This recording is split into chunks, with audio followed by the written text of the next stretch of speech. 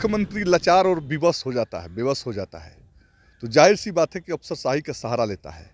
और नीतीश जी लाचार और बेबस मुख्यमंत्री है बिहार के अंदर, चूँकि भारतीय जनता पार्टी एक बड़ी पार्टी है जो इनको ये बैसाखी पर बैठे हुए हैं, तो जाहिर सी बात है कि ये अपने मोनोपोली चलाने के लिए लोग पुलिस तंत्र का वो इस्तेमाल कर रहे हैं। और जिस तरह से माननीय मुख्यमंत्री के निर्देश पर हमले हुए थे, इसे सब लोग परिचित है, उस हमले से हम लोग निपट गए हैं। नमस्कार, आप देख रहे हैं आरएडी न्यूज़। मैं हूं योगेश चक्रवर्ती और इस वक्त हम मौजूद हैं बिहार विधानसभा परिसर में और हमारे साथ हैं सीपीएम के विधायक सत्येंद्र यादव जी। हम आपको बता दें कि इन्हें ही विधानसभा से घसीटकर बाहर फेंक दिया गया था और इनको गंभीर चोटें लगी थी और इन्हें अस्पताल में भर्ती होना पड़ा था। कैसी तबीयत है आपकी, शो बताइए। बहुत अच्छी है, मैं ठीक हूँ। जी। लेकिन जिस तरह से आपको बाहर निकाला गया था घसीट करके और जिस तरह से यहाँ व्यवहार हुआ था आपके साथ, तो कहीं ना कहीं लोगों को लग रहा था कि मतलब आपको गंभीर चोटें लगी। बिल्कुल चोट लगी थी जी। लेकिन अब मैं ठीक हूँ। और जिस तरह से खींचकर फेंका गया था, मार पड़ी थी, तो सामान्य स्थिति में तो किसी के साथ हो सकता है। और जिस तरह से माननीय मुख्यमंत्री के निर्देश पर हमले हुए थे, इसे सब लोग परिचित है, उस हमले से हम लोग निपट गए हैं। आगे जो है सदन चलेगा तो इस पर बातें होगी। सत्येंद्र जी, बड़ा सवाल ये है, लोग ये जानना चाहते हैं कि आखिर ये सब हुआ कैसे, अचानक से हो गया या मतलब एक जैसे विपक्ष के प्रतिपक्ष के नेता हैं और लोग कहते हैं कि प्लानिंग के तहत किया गया। कोई प्लानिंग नहीं था।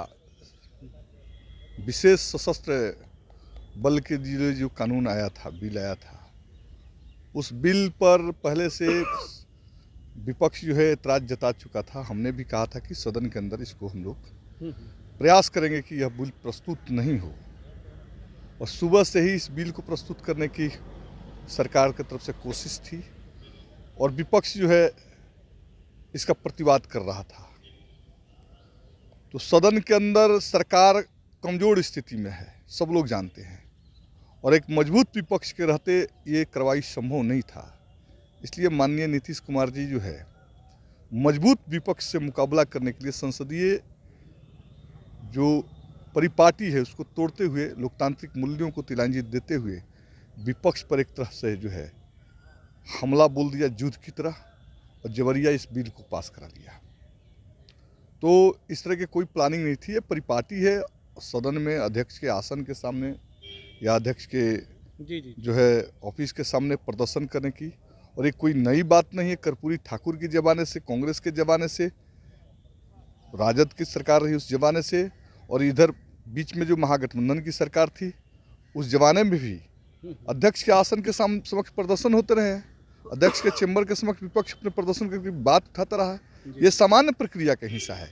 असामान्य तब हो जाता है जब बिहार पुलिस को सदन के अंदर बुलाया जाए, सदस्यों को पीटा जाए और सदन के अंदर पुलिस को बैठाकर पुलिस बिल को पास कर लिया जाए। यह जो है संसदीय मर्यादा के खिलाफ है और सदन के नियमानुकूल नहीं है।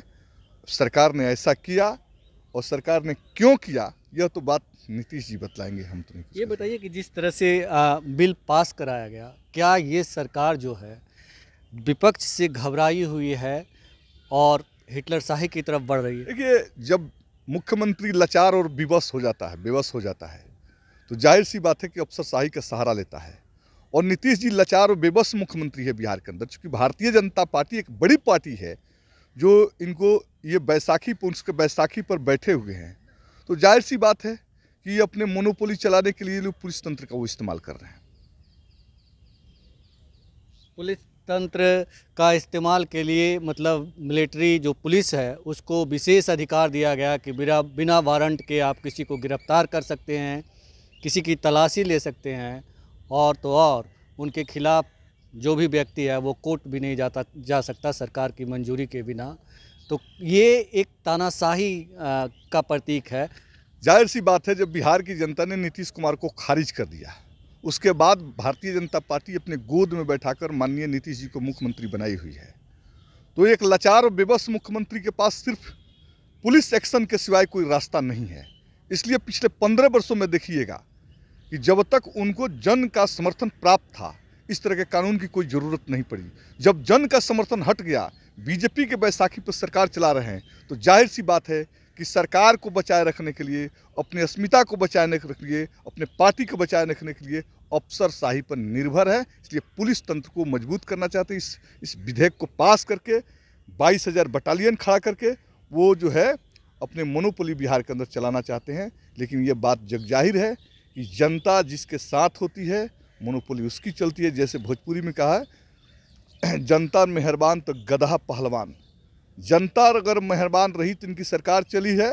अब जनता मेहरबान नहीं है, कुछ दिनों के ये मेहमान हैं, बहुत जल्द बिहार से जाने वाले हैं। क्या आप कह रहे हैं कि बंगाल चुनाव के बाद ऐसे कयास लगाए जा रहे हैं कि बहुत बड़ा उठापटक होगा बिहार में? तो मैं ऐसा ये नहीं कहूँगा कि बंगाल चुनाव के बाद बहुत बड़ा उठापटक, लेकिन ये सरकार जो है, माननीय नीतीश कुमार जी जन का विश्वास खो चुके हैं और बहुत जल्द सरकार से बाहर जाएंगे।